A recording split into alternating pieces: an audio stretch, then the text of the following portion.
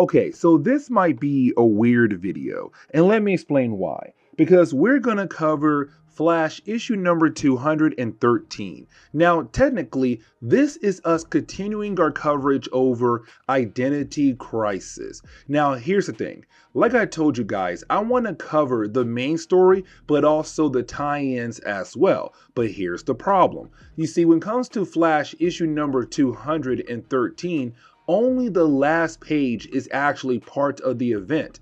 The rest of the book is not really taking place in the whole Identity Crisis event. And really, I want to cover this book just in case down the road in our coverage, something happens that calls back to this particular issue. Now, we're only covering one single chapter for right now, because after this issue, we got to jump back over to the main story. Now, with that being said, let's go ahead and jump into Flash issue number 213.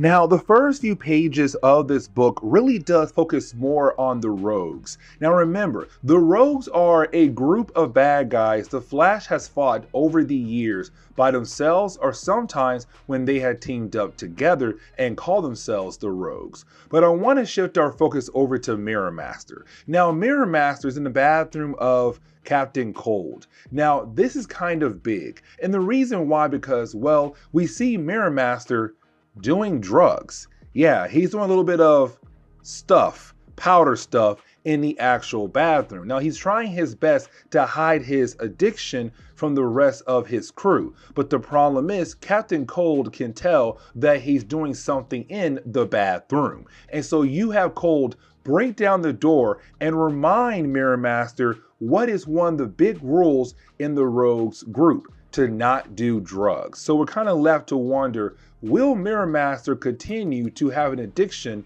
to drugs? Now, there are a few things we have to remember as we dive into this actual coverage over Identity Crisis. The first is that we don't have Barry Allen as the Flash. It is actually Wally West. It was that period of time where Barry was dead and Wally was alive, and he was our main Flash. Now, unfortunately, we do see Wally being interrogated because he's being framed for attempted murder against Ashley Zolomon. Now, Ashley is the wife to Hunter Zolomon, aka Zoom. And so for these two police officers, they kind of believe that the reason why Wally did what he did to her car, because he was her mechanic working on her car, and of course her car got into a car crash. They believe the only reason why Wally went after her is to get revenge for what Zoom did to him and his wife, Linda. Now, for Wally, he knows there has to be an actual good reason why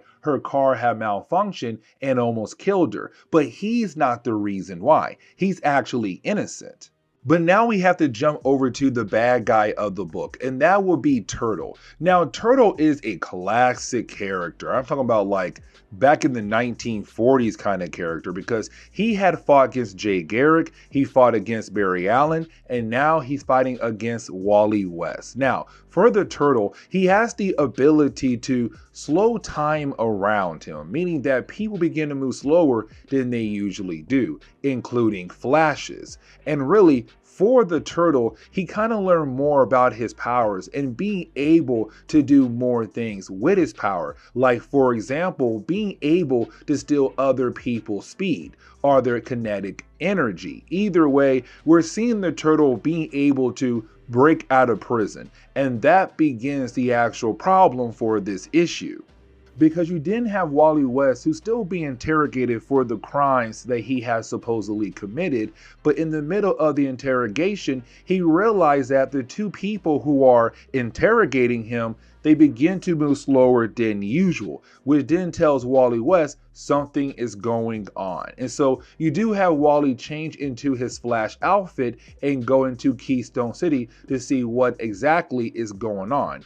And that is the moment he runs into Turtle. Now, for Wally, he kind of feels bad for Turtle because he had heard all these different stories about the turtle from Jay Garrick, from Barry Allen, and over the years, the turtle is kind of like one of those D-list characters that could always be easily defeated. But like I said earlier though, the turtle had learned more about his powers to the point where he's now able to steal other people's speed, including Flash's. And so for Wally West, out of nowhere, most of his speed is zapped away from the turtle, kind of making it easier for the turtle to actually defeat Wally West.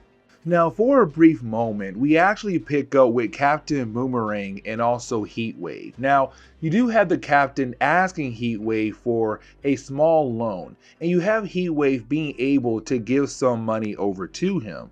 But the question is right now, what is Captain Boomerang going to do with that money? Now, the rest of the book is kind of like a few things happening here and there that could be important for us down the road in later chapters when it comes to Identity Crisis. And here's the reason why, because you do have the Flash being able to stop the turtle just by knocking him out. And with the turtle being knocked out, everything around him begins to go back to its original speed. And you then have the Flash being able to grab Turtle and take him back over to Iron Heights. Now, after doing that, you then have the Flash kind of continue his interrogation where he continued to say that he is actually innocent, that he was not the one trying to kill off Zoom's wife.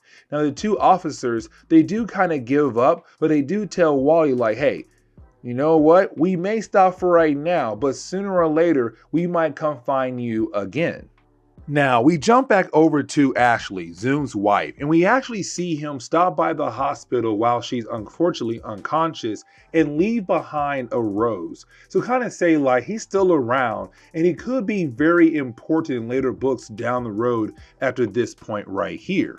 But getting back over to Wally, Wally was able to look around the shop and he does find one of the pins he actually needed to fix the car that Ashley was using. But here's the problem though. Now he kind of realized that he may have been at fault for what had happened to her car. And now it kind of does seem like maybe it was attempted murder, even though it was a complete accident.